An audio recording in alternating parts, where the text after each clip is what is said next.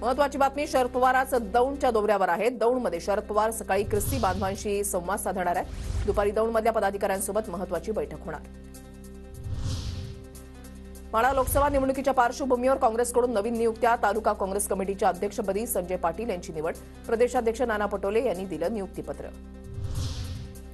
पुण्यामध्ये भाजपकडून आचारसंहितेचा भंग. काँग्रेसची निवडणूक आयोगाकडे तक्रार. आचारसंहिता लागू झाल्यानंतर भाजपनं पुण्यामध्ये विकसित भारत या पुस्तिकेचं वाटप केल्याचा काँग्रेसचा आरोप.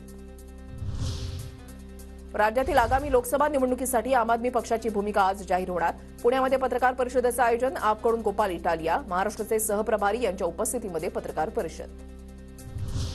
धुळे लोकसभेसाठी शरद पवार गटाचे माजी आमदार आसिफ शेख इच्छुक. रमजान नंतर वरिष्ठांची बैठक. आसिफ शेख ईद नंतर निर्णय घेणार.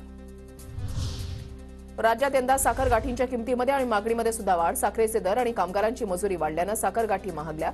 बाजारामध्ये सध्या आकर्षक साखर गाठींना ग्राहकांची पसंती. गुढीपाडव्यानिमित्त खरेदीचा उत्साह. घर खरेदीची वाहनांची आगाऊ नोंदणी. तर सराफा बाजारामध्ये गर्दी. मेट्रो सिटीसह ग्रामीण भागातही खरेदीचा उत्साह.